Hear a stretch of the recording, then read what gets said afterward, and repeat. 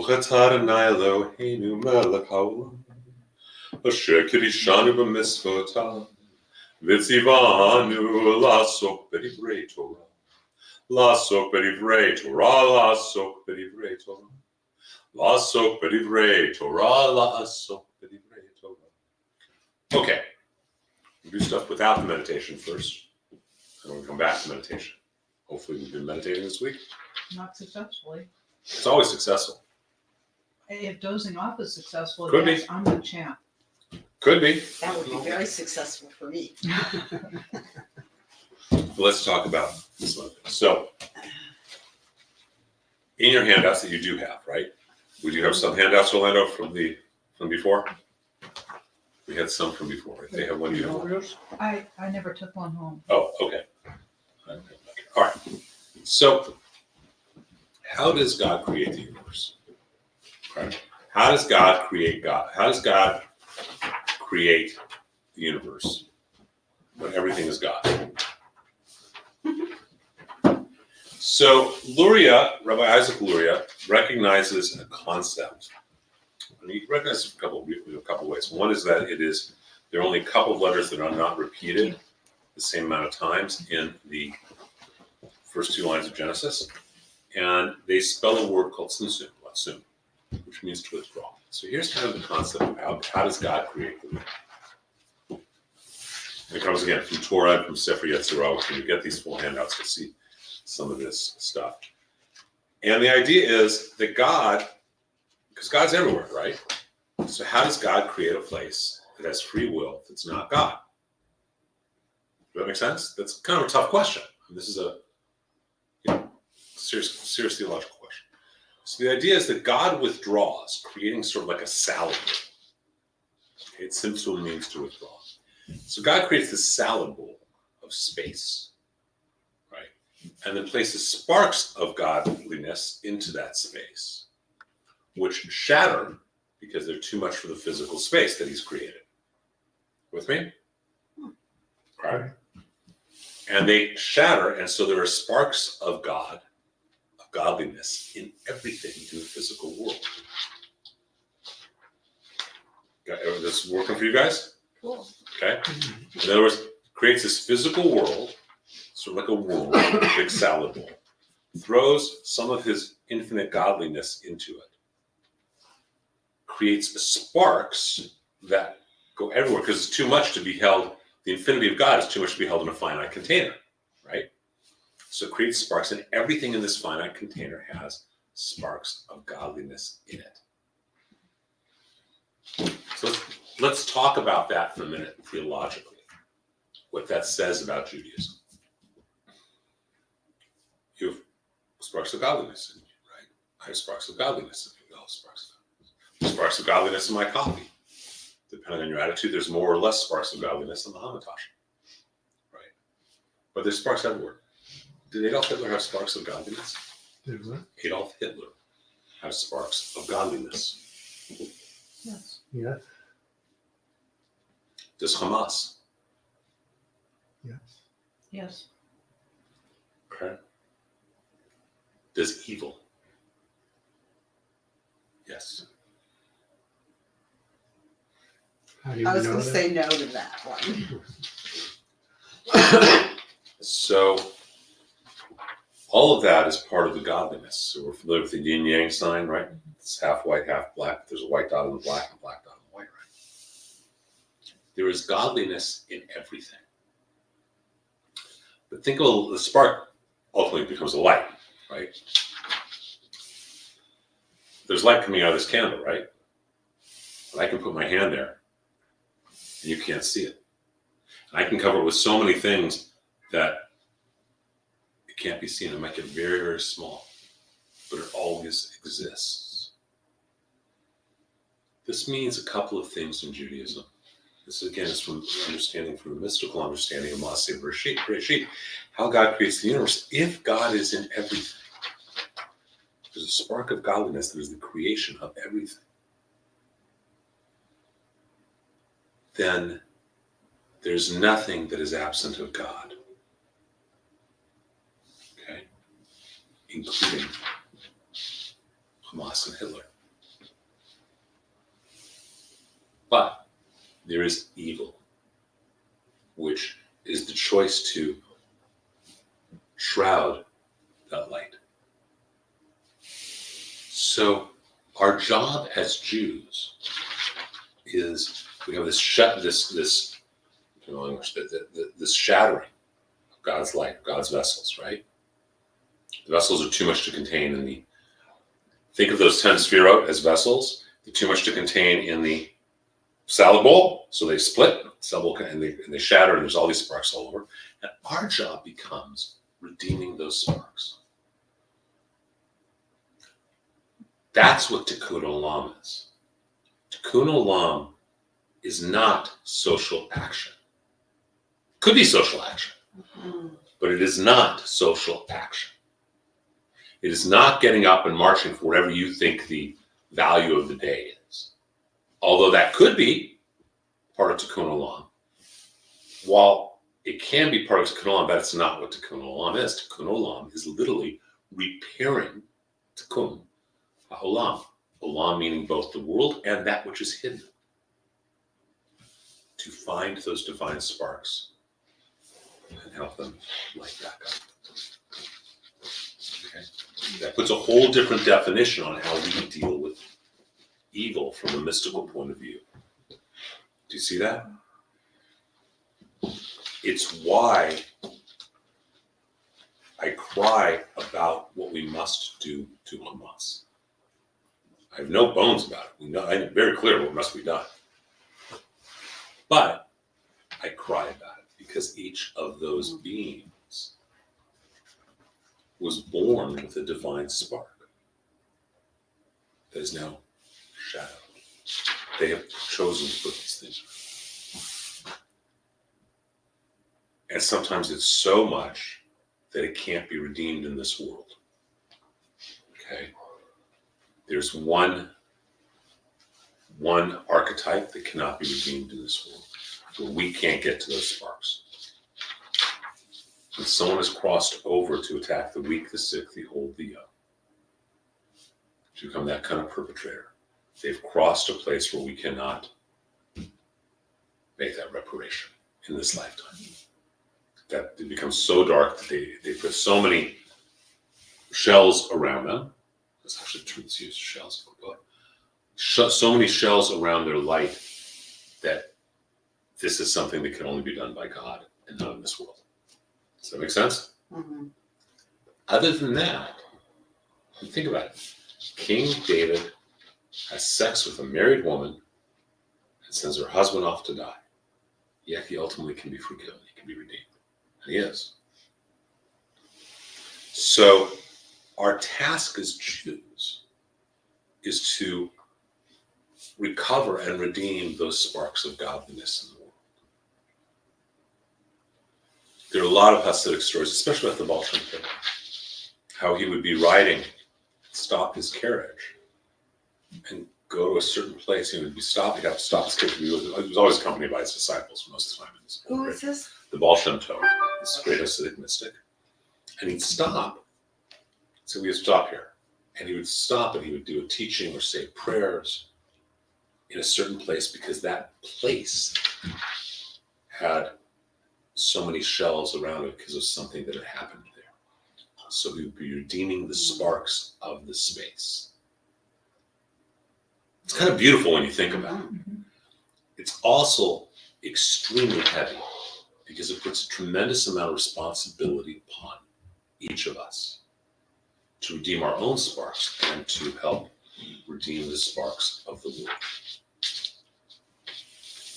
Which, as the world places more and more shells around it, it's harder and harder to find that spark, isn't it? It's hard to find the spark of, well, obviously Hitler's the extreme and we can't, but to find the spark of someone who really is doing some dark stuff. But it does happen, and we find that what's called a Baal Tshuva. Baal means master, Tshuva means a return or redemption. We say Baal Tshuva stands for not even the perfectly holy tzaddik camp. So the holy tzaddik, the righteous one, has never had any temptation. But the master of Tshuva is someone who has fallen and who has come back up. So he knows even more than This guy who was never tempted. For me, the best example, one of the great examples of that, is the song Amazing Grace. Do you guys know that song? Mhm. Right? Do you know the history of it? It's an amazing history. It was a slave trader. He had done all these really dark things, and through some interaction with a minister or something, he found God, or God found him, or whatever it was. His spark was redeemed, and as a result, he writes this piece of music that's affected how many millions of people? Okay. Because he really understood the grace of being forgiven at a deeper level than someone who'd never done anything bad would understand.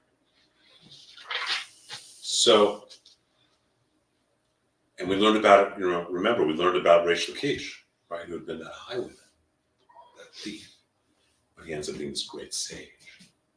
Okay. So, Tzimtzum is that God withdraws. Now, since we don't view our partnership with God, we're in partnership. We affect God and God affects us. God needs our prayers and our, because God wants those sparks redeemed too. He wants us to be the best version of us. Just like you want to have your child be the best version of themselves, right? But in that process, we affect God, God affects us. And because God has withdrawn from that salad bowl, is he a puppet master? This plays into is God just omniscient and omnipotent, and he chooses not to be omnipotent. He set everything up, he is omnipotent, but he chooses not to be because the way the world is, you can't be all three. It would shatter the world. Yeah. So this is the three O's in a B.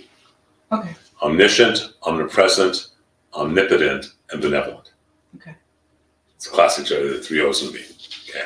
How can God be omniscient, omnipresent, omnipotent, and benevolent, and the Holocaust have happened? Right. This is the great religious art. How can you believe in God when October 7th happened? And this is, if you really think through, this kind of explains it, doesn't it? Mm-hmm. God's created this bowl, this vessel.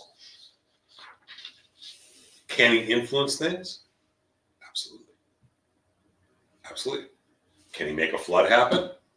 No question. Can he make a woman get pregnant? No question. But at what point is God going to shatter the whole bowl and have to start all over? Because the bowl can't withstand. It couldn't withstand the vessels of himself that he threw into it, and they shatter.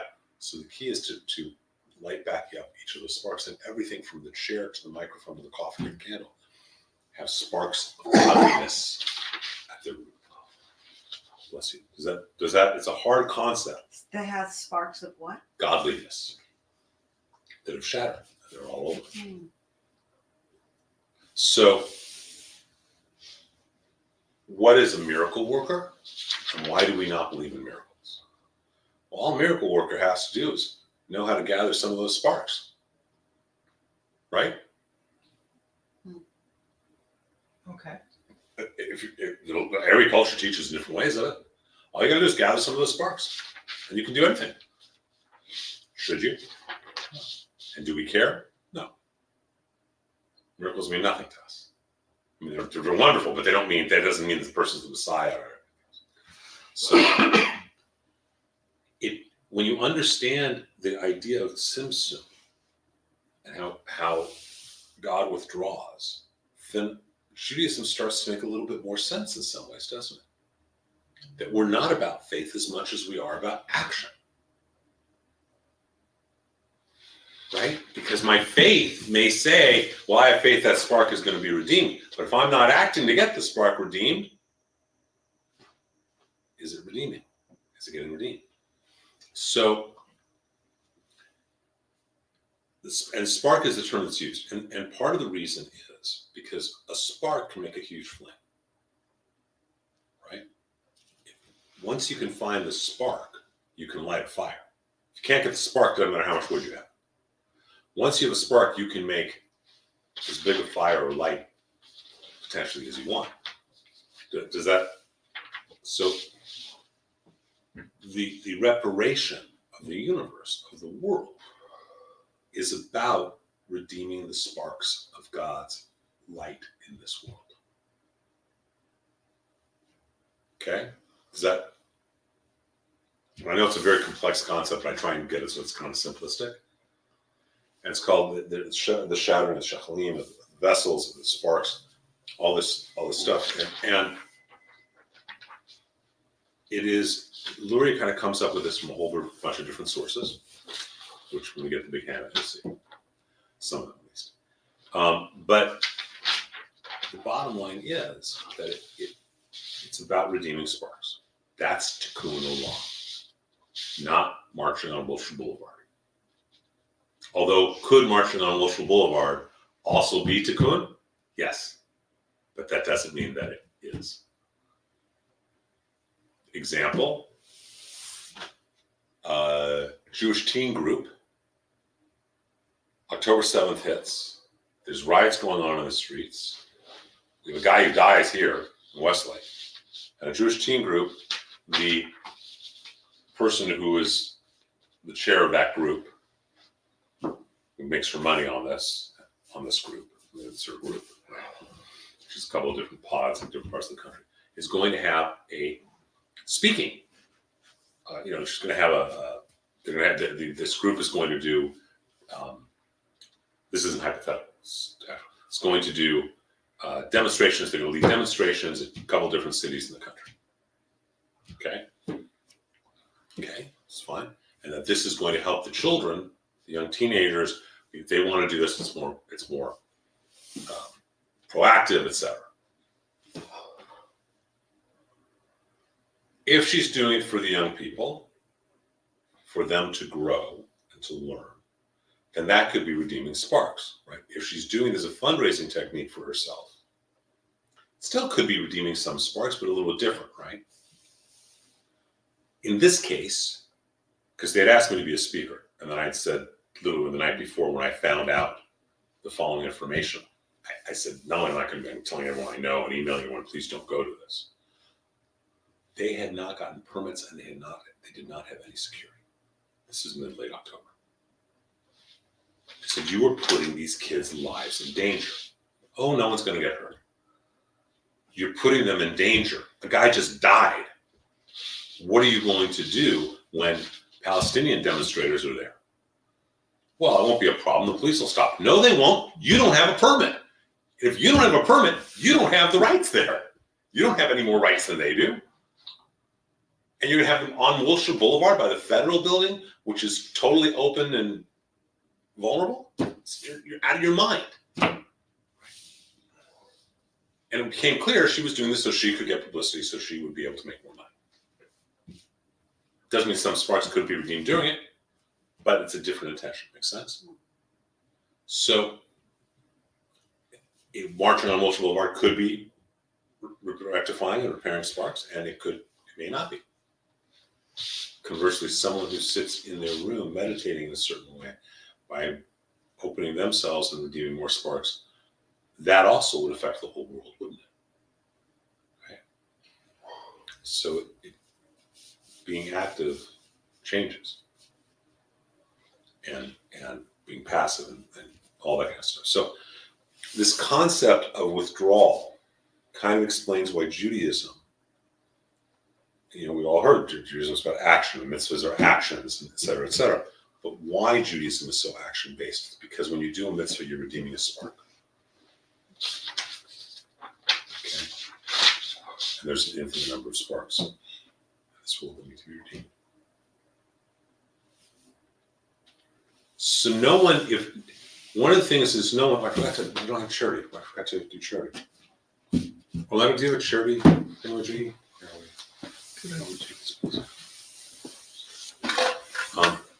Thank you. So you can't douse God's light, but you can really hide it, can't you? And that those veils need to be removed. Now, that's true with the world. You're so dainty about that. That may be one light, it might even be less. Which Since you're very dainty, I'm just a chazer when it comes to hamantash. And the second is probably true. So you can, the light can put lots and lots and lots of veils around, right? And we do. For anybody, anyone else, we put those veils around ourselves, don't we? Often through our wounds. Something happened to us over time, individually, when we were children, from the culture, from the world, from whatever. And so we've created scar tissue. Okay? But that's all, those are also openings in, aren't they?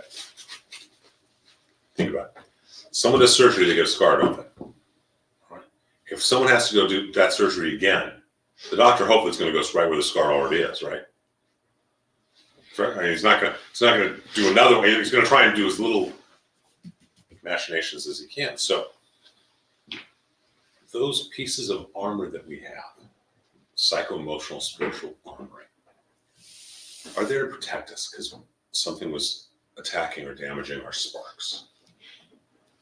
So we have them around. The problem is we can't be as aware when we're wearing armor. Does that analogy work for everyone?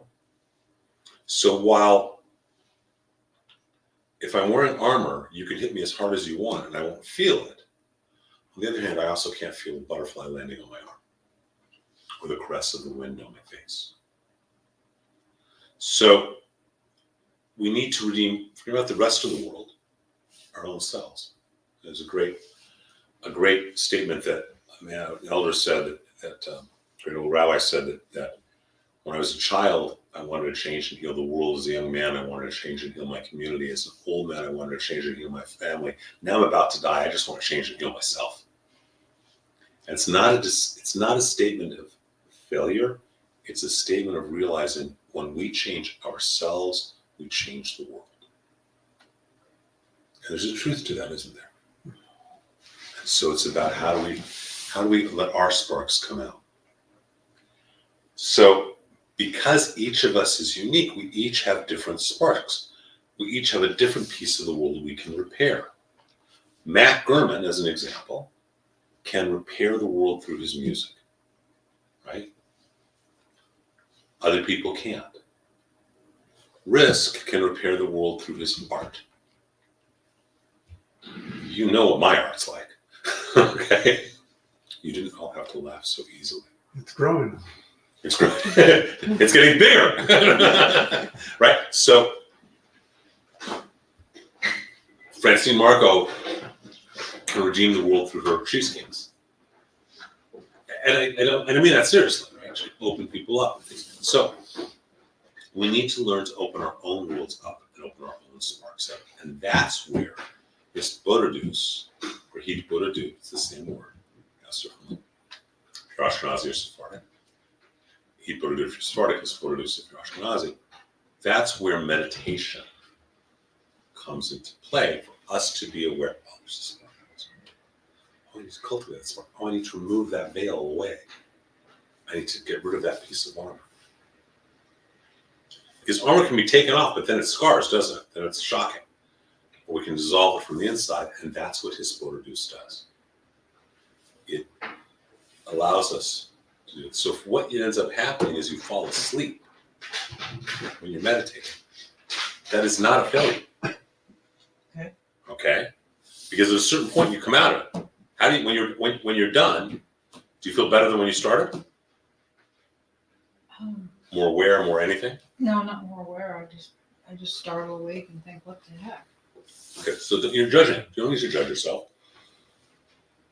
Sometimes, oftentimes, we need to recognize that what we may need is just to hibernate to heal.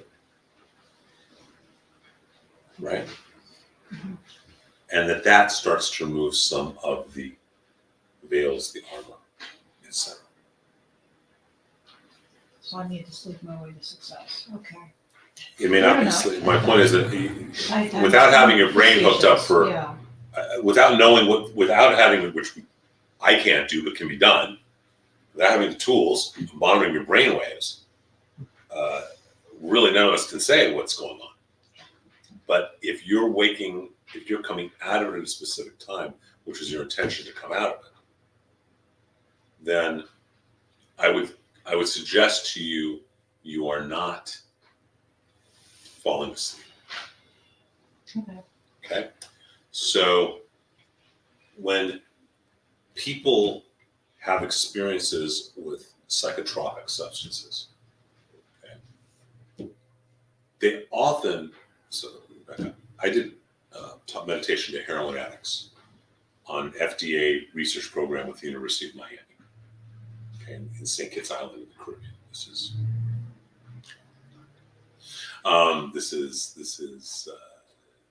20 years ago, 23 years ago, 24 years ago. And so what would happen is, and I taught meditation, these people took a substance called ibogaine, which is an alkaloid from the iboga plant of Africa that cleanses the nerve receptor of the opiate. And it's a 12-hour, 14-hour experience for them. And as you're guiding them in that experience, they're able to be conscious or talk to what they're experiencing. They're seeing this. Apparently what the ibogaine does is it takes the addict back to the place where the urge for the addiction first started. So they can recreate a different line as opposed to going down the addiction line. So it actually doesn't help with addiction recovery, with rehabilitation, but it's amazing detox because a day later, these people have no withdrawals, no DTs. They're swimming in the Caribbean. It's phenomenal. If, however, they have not done the prep correctly, like abstain from certain things, they can be very dark and very challenging for them. But so these people would go through their experience, and they'd be talking to you, and they'd be telling you these visions they're seeing, and I can see how at this point I did this, it led to that, which led to that, which led to that, which led to that, which led to the addiction. And they're talking with you about this, okay? As they're under the, and then they come out of it and their bodies are depleted and they sleep for a day. Or they just would sleep for half a day or whatever. And you talk to them about it. They will remember 90% of what they were doing. Now, were they having an experience? Were they having a transcendent, transformational experience? Yes. But they didn't remember any of it.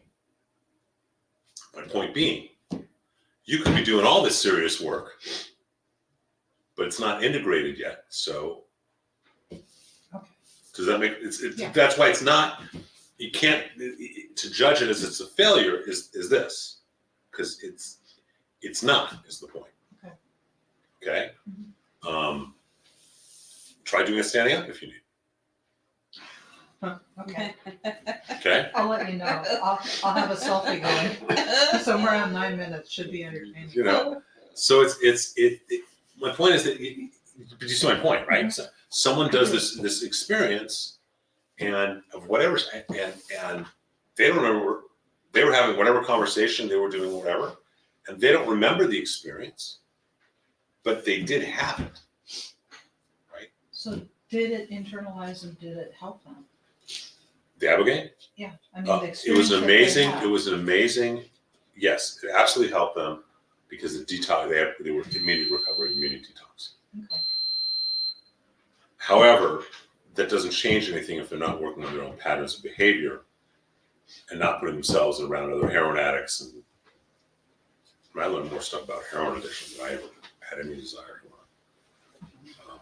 So then would it have been helpful to video them while they were, They were being videoed. okay, so they could see what they had, Yeah. things they come up Yeah. with? They were Okay, being great. videoed. No. It was done with the FDA and the University of Miami Brain Bank with Dr. Deborah Mash. Absolutely. It was all for a lot of reasons, including cannabis being made legal in this country. Yeah. It's being done in Europe in different places. They are using it for heroin recovery. But I think you're asking if they could see what they were saying. Then it That might would be trigger helpful. something. So that whatever they saw while they were having this transcendent, if it didn't sink in and fix If it wasn't conscious, it did affect them, but they may not be conscious of it, and that may happen over time. Okay. How many experiences have we had in our lifetimes that were deep experiences, but we didn't realize they were deep experiences till later? Okay. And how many times have we had experiences and sloughed them off? I hear this every year at high holidays. I hear this every year. Rabbi, these are the most meaningful services I've been to. I can't believe how high I feel. I can't believe my insights and how amazing these high holiday services are. I'm going to get so involved in the temple. Okay, I can't wait to be seeing you after Sukkot. You know when I see him? Next Rosh Hashanah. Rabbi, this year. Mhm. You do it. I'm not attached to it. So the point is that, we often think, growing up in this Western culture, that the kiss of God is a loud parting of the Sea of Reeds, when in fact, it's usually our being aware that the kiss of God is that God whispers and doesn't shout. Okay, we're looking for the big amen, hallelujah, talking in tongues, The lightning bolt. lightning bolt, as opposed to realizing that the stars are themselves magnificent. How many of us have gone outside or gone camping and found this amazing experience camping? But do we do it often enough? I got all the camping gear a man needs. And I got, the comfy, cozy type of camping gear. Oh, you're amazing. Thank you. That's one. Okay.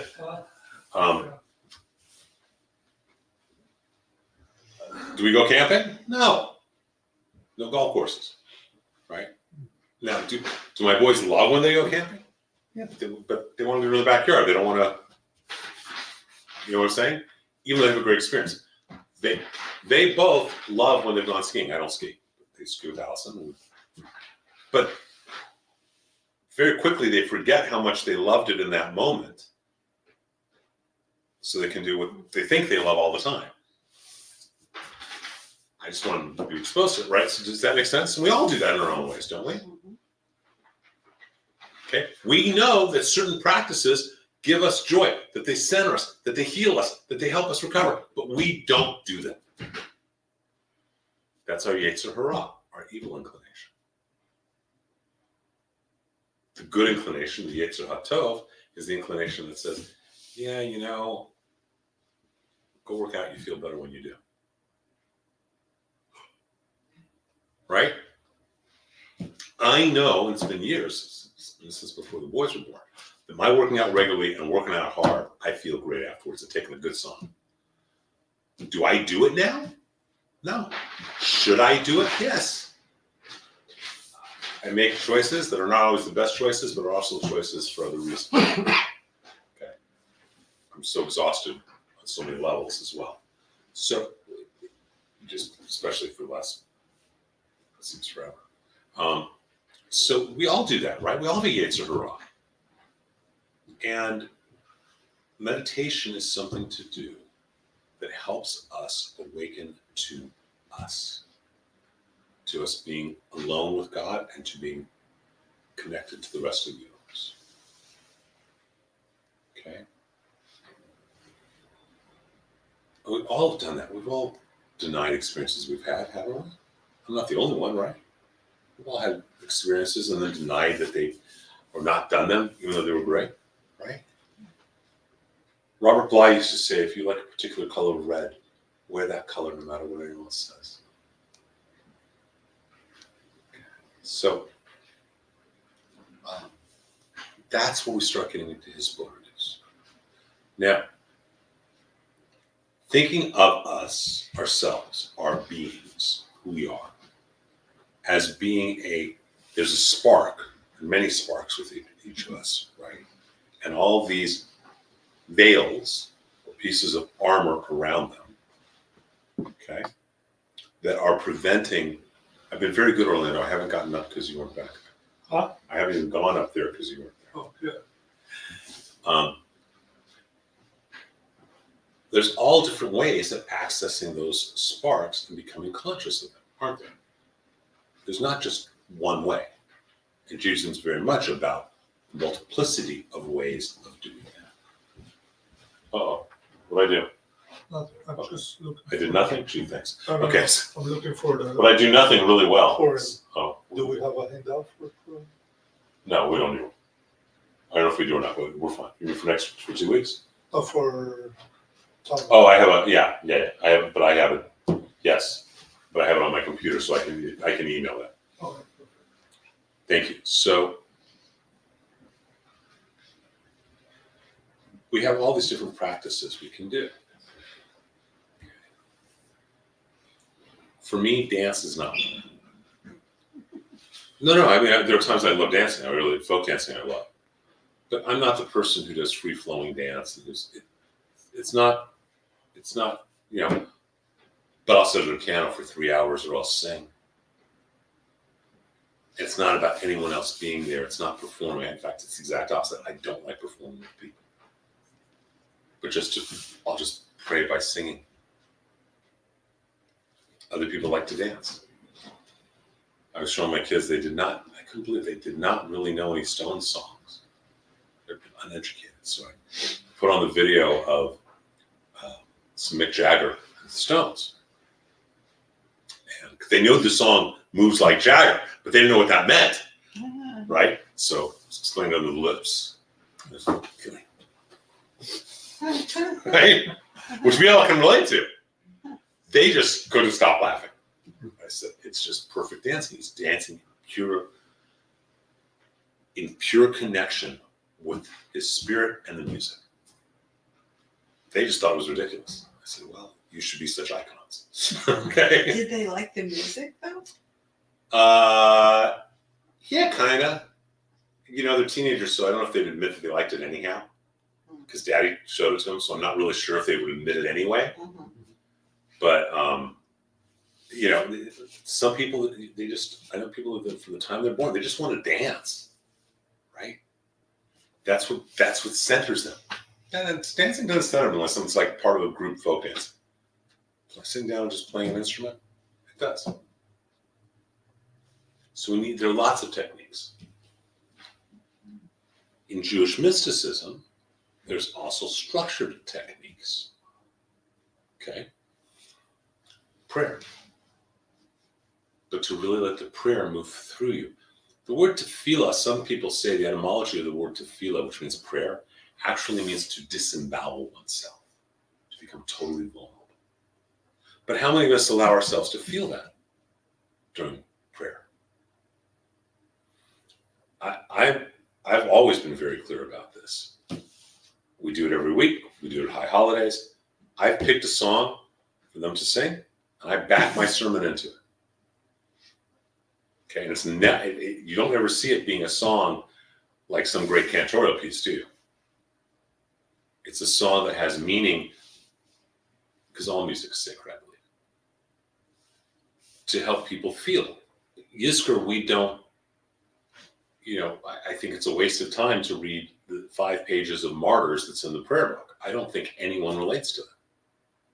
I mean, if you know who they are, yes, you do. But most people who come to our services really don't know Jewish history so well that 5 pages of martyr, you know who they are and you hear their story, right? But singing songs like Cats in the Cradle, I think does affect people. So we have all that. We have prayer. We have music in Judaism. We have dance. King David was a master of all of them. In music, we have 3 types of song. We have the songs with words. Okay, a song with words, because of my brothers and friends. We have a song called a niglu, a song without words, which always does have words, even though people singing may not know. The idea that without the words, we are both deeper and higher. And then you can get to a song where you're not even singing to say that your bones are vibrating. When you're so passionately lost in the song, it's not about what's coming out of your voice. It's about your soul is releasing. You guys ever related to that? Okay. You do that for an hour. Okay, it's very powerful. By the way, Hindus have the same, and Buddhists have, kirtan singing. We have breath work. and meditation to awaken different parts of ourselves in different ways. Okay? Sometimes that meditation may make us go out, just, and then we're back. Sometimes that meditation may make us extremely hyper cognizant of things around us or things that aren't even around us. So for you, you've been finding yourself kind of checking out and then checking back in.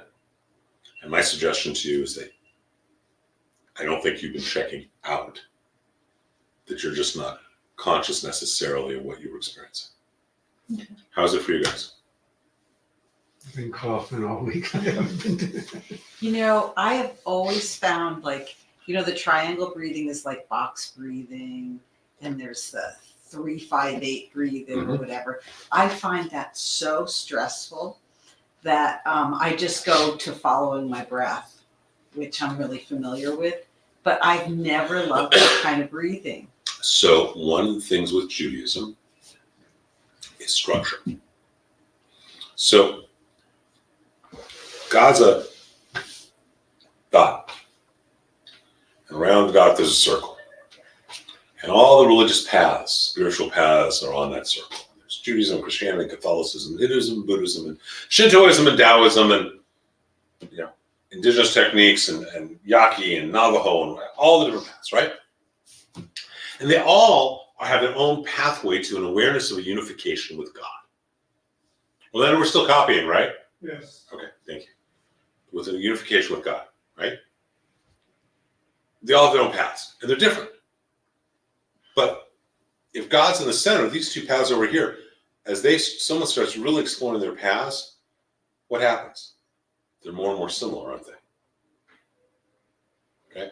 Over here, they seem so different. As you come into the circle, it's like spokes of a wheel. They all come from and to the same place. This, okay? So a Jewish path out here, on the outside of the wheel, seems very oriented with the mind, let's say. Lots of mental structure.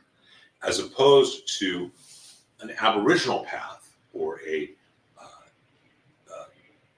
West African path, it seems much more about not the mind, but about the body.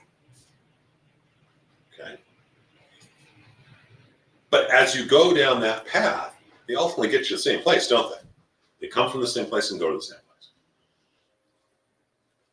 And they all have different tones to them.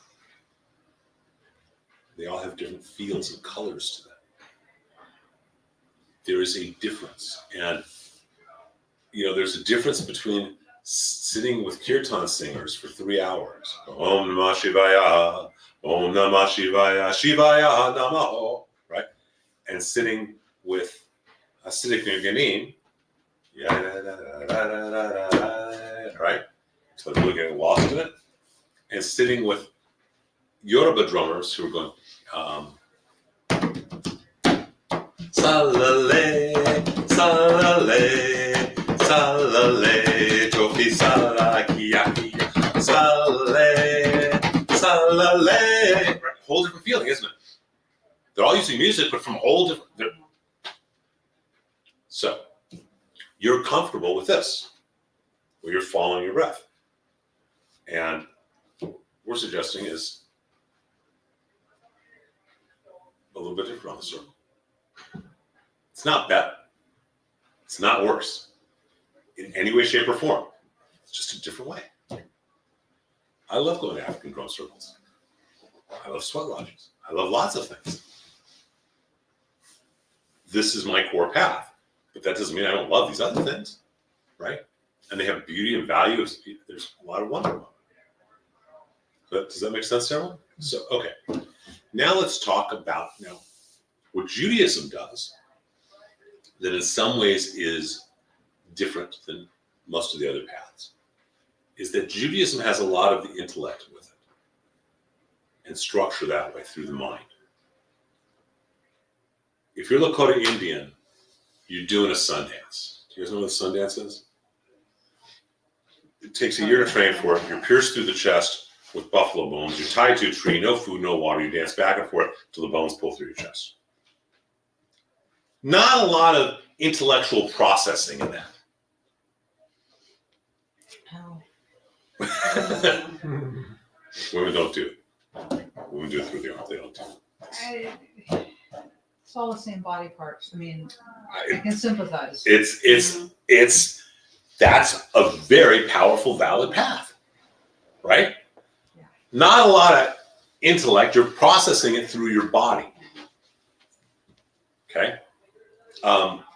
We do a lot more through our mind and emotions. So we take the structure of the universe as we've understood it through Torah and other texts, like the Tzimtzum, the withdrawal. The structure of our beings based on God's name of Yud, Hey, Vav, and Hey. And we then integrate that with the techniques. So rather than taking peyote and going to a Native American church meeting, or drumming for 6 hours on the djembe and junjun drum, or doing a sundance, you think that's bad. They also have something called the Buffalo Way, where they tie, instead of piercing the check, the Petros Major, the buffalo bones are pierced through lats. They're tied to buffalo skulls, and you dance around everybody else, and until it pulls out from your back.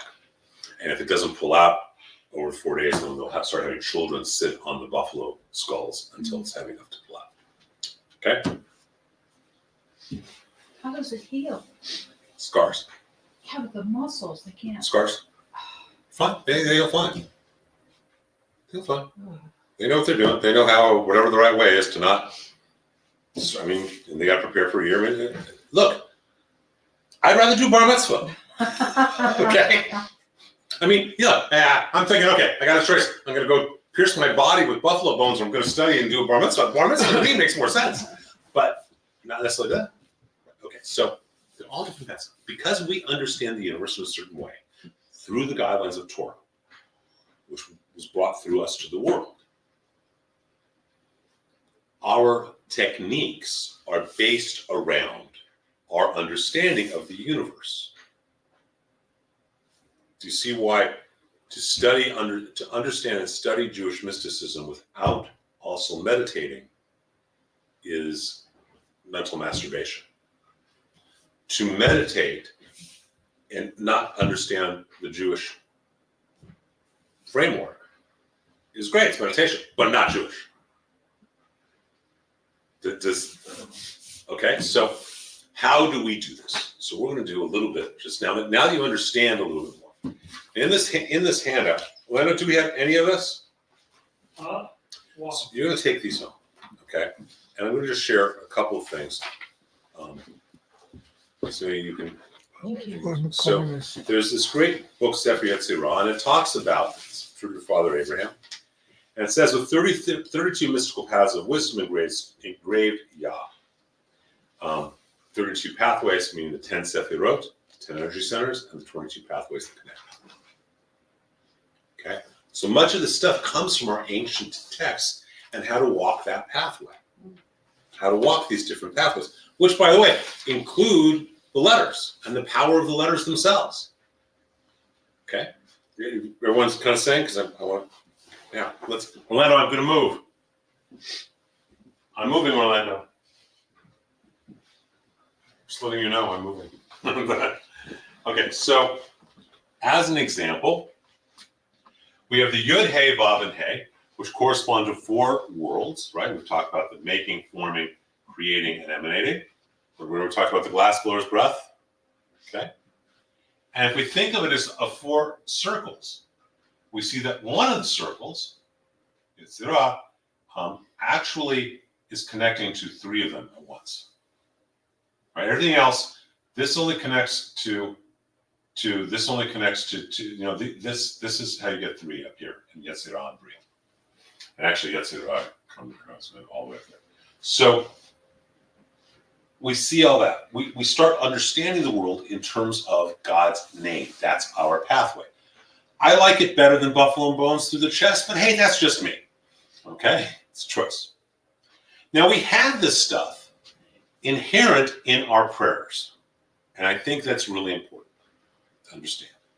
Each of our prayers is an opportunity to achieve, remember we talked about it the first time, an altered state of consciousness, a heightened state of awareness in our neurophysiology. It's reflected in our neurophysiology, but it's our spiritual experience. Everyone with that? Okay. Well, then I'm going to sit, okay. I'm not going to sit down yet because he's working. The primary prayer that most people know is the Shema, right? Shema Yisrael, Adonai Eloheinu, Adonai Echad. I'll stay standing because you're doing stuff. So, Shema is recited by God to the people. Shema, listen. Yisrael. Why Yisrael? Because that's the name of the tribe. Adonai, which is actually Yud He Vav He. It's 4-letter. Eloheinu is our God. And these 4 letters, Adonai, Yud He Vav He. Echad, this is one. Everything's unified. But if God's talking to you, or to me, God's not calling us Yisrael, is he? Okay. Moreover, if I'm praying this, it's not Eloheinu, I'm not the royal we, it would be Elohai. In Hebrew. It means my God, not our God. It's personal, intimate prayer. And we wouldn't say Adonai, because actually it's Yud He Vav He, so we would go Yahweh. Just an inhale and exhale. Does that make sense? Okay. So the Shema, Orlando, I'm sitting down. The Shema, as a prayer, we say, Shema Yisrael, we do all that. But the Shema actually, as a meditation, is also a meditation simultaneously. You've already meditated. You've always seen when like wrapping a taluk before you start saying Shema. This is why you want to say personal Shema first before we do it as a collective community. So it's actually, remember, God doesn't shout, God whispers. So it becomes an inhale and exhale. God is breathing me, right? So it's inhale with Shema, exhale with my name. Inhale with Yah, exhale with Wah. Inhale with Elo, exhale with Hai. Inhale with Yah, exhale with Wah. Inhale with exhale with Chad. I just broken the Shema down into 5 inhales and 5 exhales. The 2 He's of God's name. Because He is the 5th letter. Okay? I've broken it down into the 4 worlds plus 1. Everything's 4 plus 1, like we learned of God's name, right? Broken it all down. So doing a personal meditation of Shema, something like this.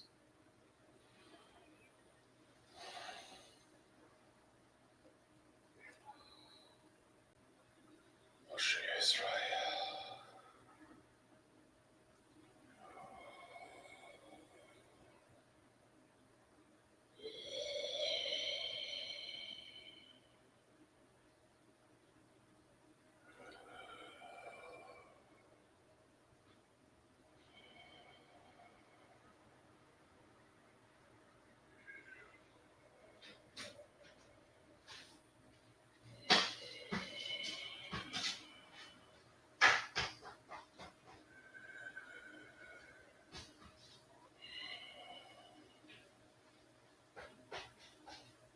That's how I do it myself, over and over and over. You may find that would keep you awake or not. So we're going to try that. Is that your Hebrew name? My Hebrew name is Moshe Israel. So what if you don't have a Hebrew? Everyone has a Hebrew name. How do I What's find your my full name in English? We'll just try with that. Full name. Rose? Go on. Is My that middle middle name? name too. And it's also a full name. I know what your first name is. Rose Marie. Is this my So maiden name? your Hebrew name is Shoshana Miriam. Really?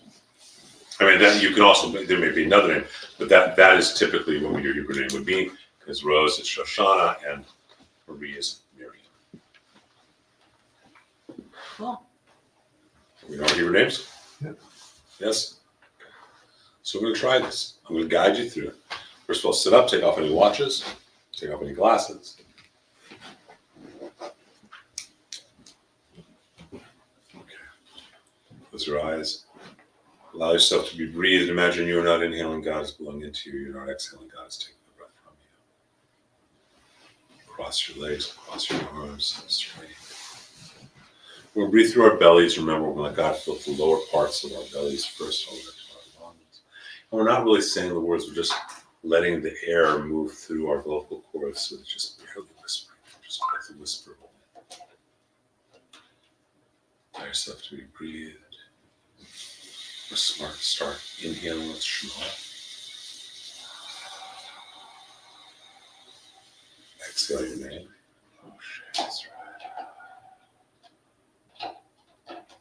Inhale Yah.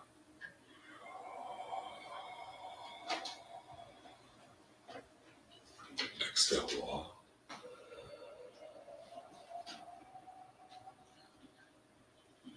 Inhale Ella.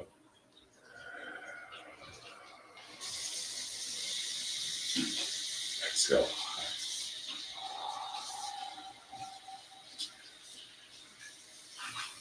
Inhale Yah.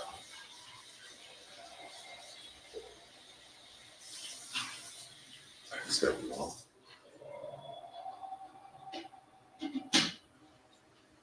Inhale Ella.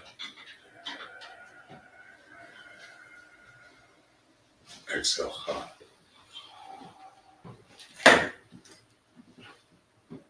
In your eyes.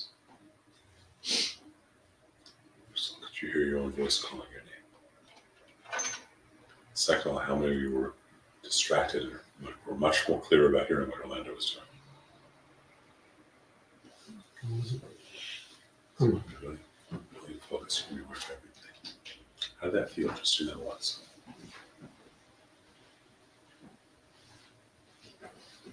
Good. I felt very good.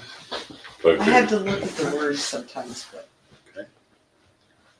I don't see how that it dovetails with the box breathing, because we weren't I mean, box triangle breathing. breathing. All right, sorry, triangle breathing. Because we didn't do count of five, count of five, count of five. It's a different breathing technique. Great, thanks. Okay. Sorry. We're going to learn a whole other one too. Okay, good. Okay. So let's do it again. We're going to do it very quietly. We're going to try and do it 3 times. And we're breathing through our mouth the whole time now. You got it, because if you don't inhale and exhale through your mouth, no air will get by your vocal cords. Okay. I can try as much as I want, but I can't go like going. It just doesn't work. I mean, it maybe works for somebody. I've never seen anyone be able to do it. Doesn't mean it can't be, but I don't think our bodies work that way. So again, very straight. That's surgery. Close our eyes and let ourselves just surrender. Be like a balloon. I want to start by inhaling Shema. Inhale Shema. Exhale your name. Inhale Yah.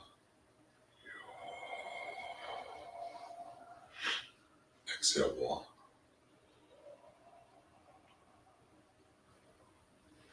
Inhale Ella.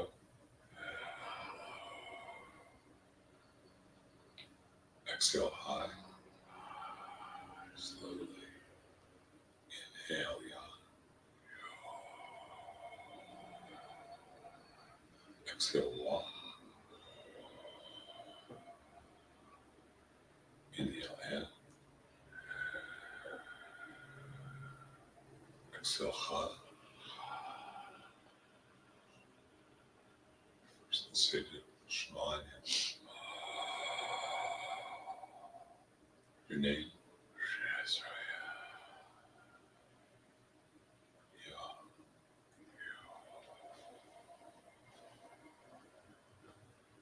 Wah.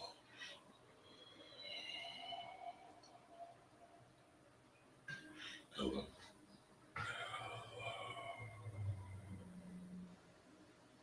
Hai.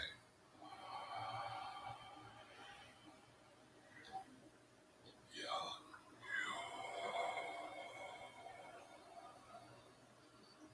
Wah.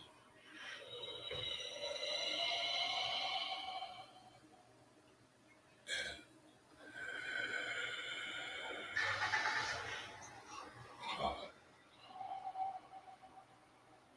Breathe through your belly. One more 7. Let it blow through your belly. Shema and En. Slow. Your name.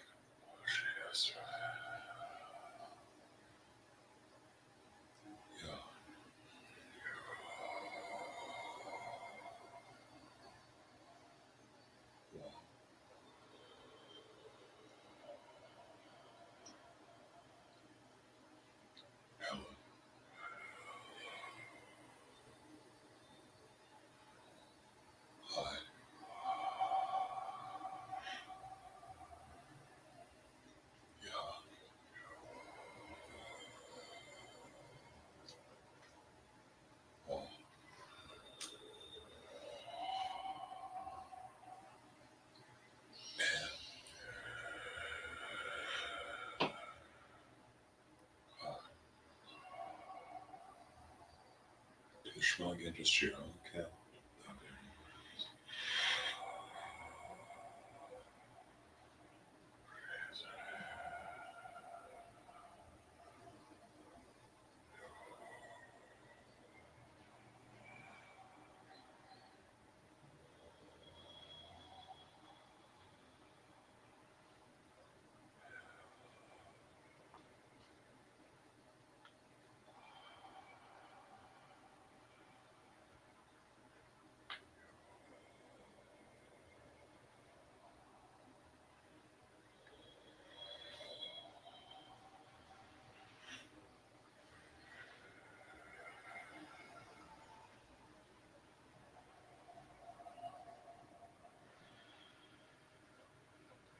Don't yourself open your eyes.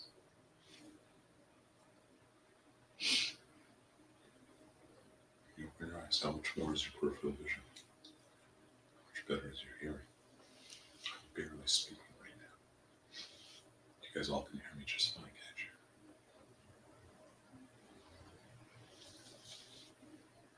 How'd that feel? Delicious. Do you, like, I've done these like qigong things where sometimes you make the sound and sometimes you don't. And This then, was just going that way. like you're but making the sound. I'm making the sound. You're still going to make the sound. It's going to become less and less. I obviously am doing it more because I'm making sure that you guys are hearing. I'm also doing it faster than I would do it by myself. But when I'm doing myself, I'm still at least starting a little bit louder. So I'm going,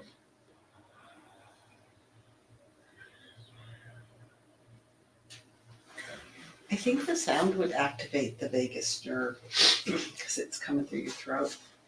you want to have this open. How's that? Interesting. I like interesting. Interesting's good. You're smiling. That's a good sign. Yeah. So this is another meditation. And you go with one other, and if you go to the back of your handouts,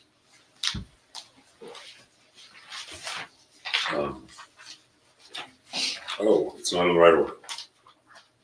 Oh, yes, it is. Okay. Okay. If you go back your last two pages of your handouts,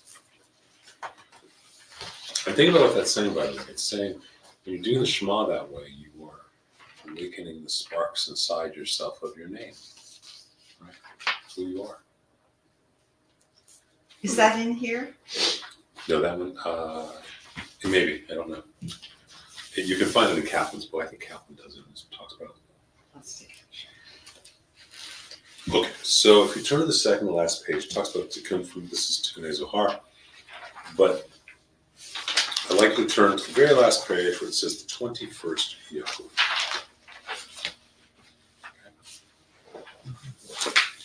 I always forget if this is Cordovero or Alafi. I think it's Cordovero. If you turn the page right before it, actually, you see it says the Sphirot in man. It says where each of these Sphirot correspond to a part of our body, and they correspond to a vowel system. So that's what we're going to be doing at the 21st. It's called the 21st Yahud. And it explains why and how. And you can even do it even more detailed, which I did not include that in here because it just starts getting way too of the parts of the face, the eyes, the ears, the nose, the mouth. Okay. We're just going to do it with the body itself. So if you turn to the very last page, and you see that it says, prepare your head so there should be a throne for the name. So Yud He Vav He with the vowel kametz, okay, which is an O sound, right? The second one, the mentality, it should be with an A, and then A, and then an E, and then an and then an O, and then an E, and then an U, and then a Woo, and then its cornet does not have any vowel at all. You can do it entirely silently. You can also go Yahede with no U, which is the vowels of both Yud He Vav He and the word Adonai. Okay? What does this mean? There are 10 vowels that correspond, as you can imagine, to the 10 commandments. 10 times God speaks when creating the world, to the 10 fingers to the 10 digits, etc. There are 10 vowel systems we use for these 10 sphero. Okay? And so you might want to take a pen, because I don't know how your Hebrew is. And on this back page, do you think? I don't have one, but I think the vowels are kind of blurry, but I can wait and see what you did. Okay. So the first one is going to be all O, as in not quite an O, but of a whole, as an example. All. How do I write that? Thank you. Do you know what it is from the other? I guess it's not an ah, it's an all. All. So however you want to write it. I'm not a phoneticist. I don't do sound transliteration. So the first one's an all. The second is an ah, as in, you know, can't think of words that would be. The third one is an A, like a very long A sound. A. The fourth one down, which is should be a segol, okay, this is the right hand, is an E. So right before was A, and then it's E, like an EH. The next one is just an almost like an apostrophe. You'll hear, you'll just like The next one is an O. So not all like the first one, but an O. This is the whole. The one after that is a shir, which is E. After that is U. After that is Woo. And then we can do the last one just being silent and being clear in our breath. That's what we sound like. So, fast version of it sounds like this. So now you've got the vowels there, right? And the consonant sounds are yud, hey, vav, and hey. The vav is a wa, right?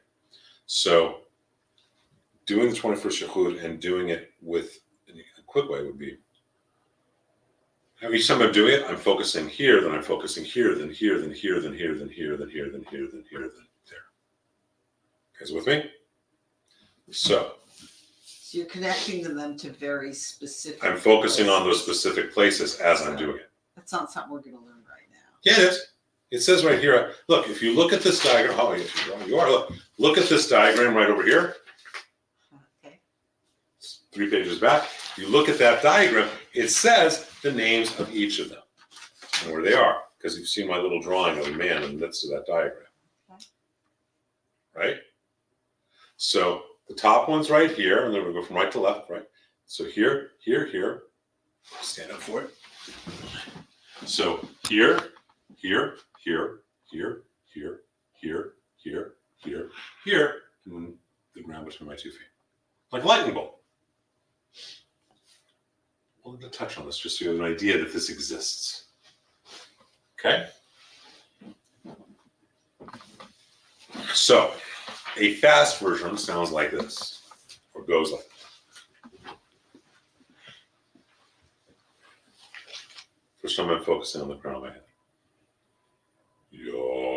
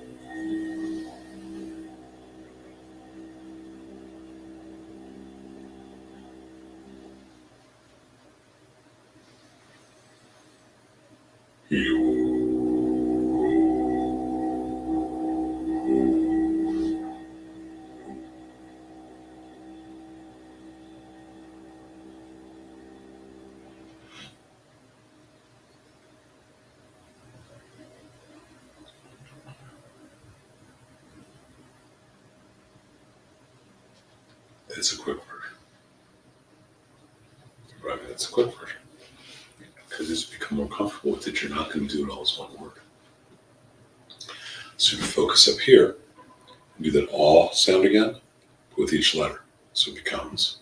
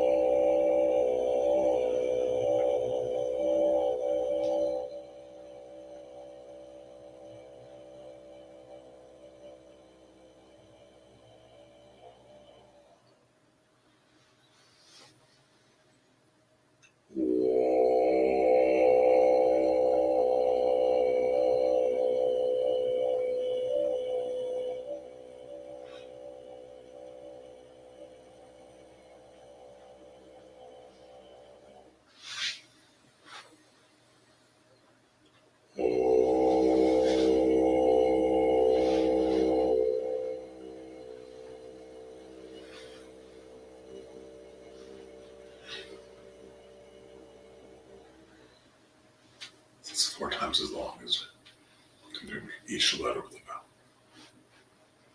It's easy to get lost in the headset of doing this, but once you get used to it all, it actually is pretty easy. Okay, so we're going to try it. I will guide where we go, where to focus on. I'll tell you the vowel sign. I'm going to do it just as a whole word of yaw, ha, wah, ha. Okay? So only 4 letters, the 4 sounds of the letters are. But wait, you just gave us all these different sounds. No, we're going to do it with different vowels, but it's all going to be ya, wah, yeah, hey, way, hey. It's all going to be YHWH. Okay, with different vowel sounds. So it might be yo ho wo ho, it might be yee hee wee hee, but it's still YHWH. Make sense? Okay. Take off your glasses. I'll guide you through it. Close your eyes. Breathe for a moment. So we're going to focus above the top of our head. We're not going to be doing every letter. We'll just do the whole word and let the sound really come out. First one is all.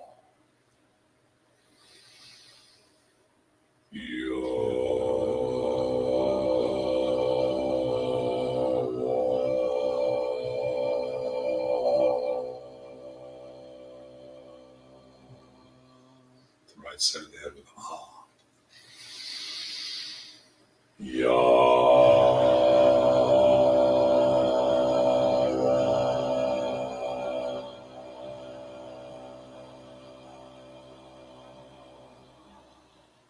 Left side of the head with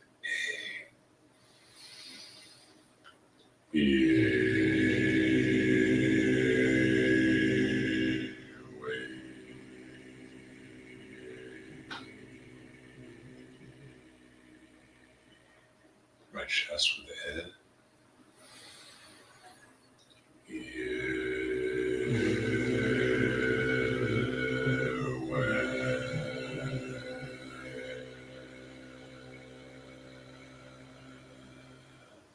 Left chest with the hook.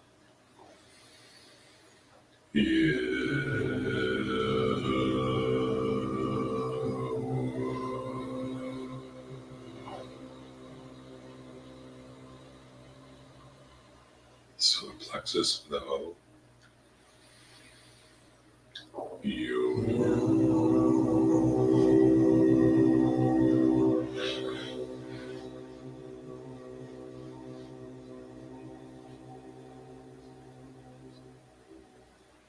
Right hip with E.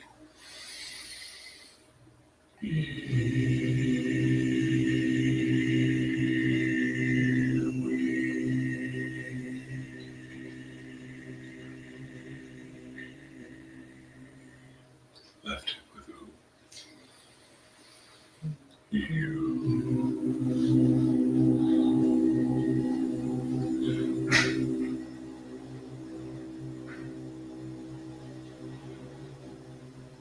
Genitalia with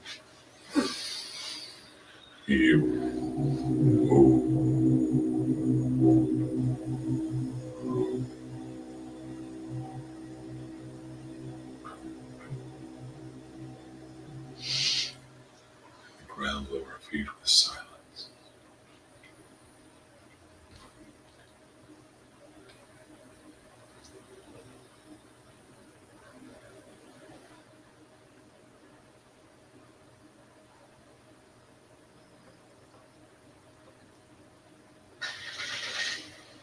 How did that feel?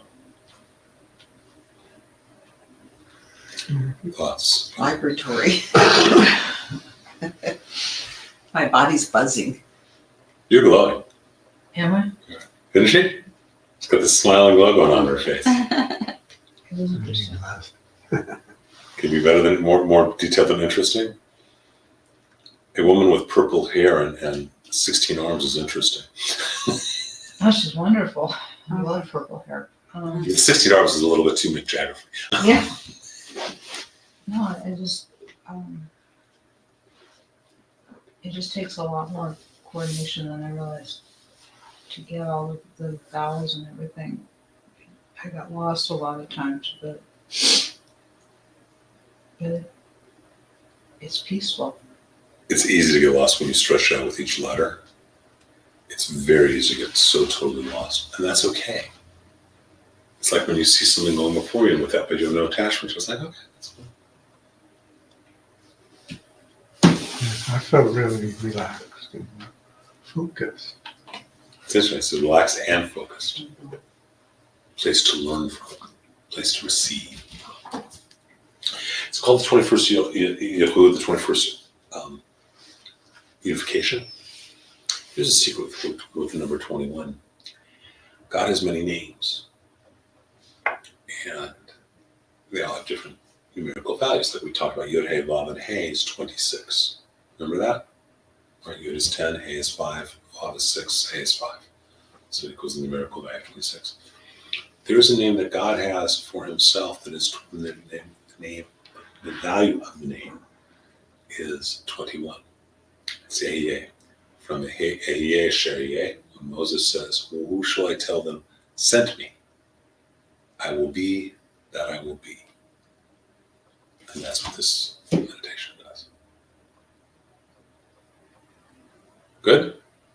You can pull a hand up, you can study and all sorts of stuff. I wonder how many people actually have done this. Would you say it's a small percentage of over the years? You gotta ask the question more specifically. Yeah. Because how many people have done this? You always tell you 17 or 17,000 or 17 million. I don't really, you gotta give me a little bit better. Yeah, I think I'm just trying to put some context on it. Like probably most Jews don't even know about this. Most rabbis don't know anything about this. Okay, though that kind of answers my question.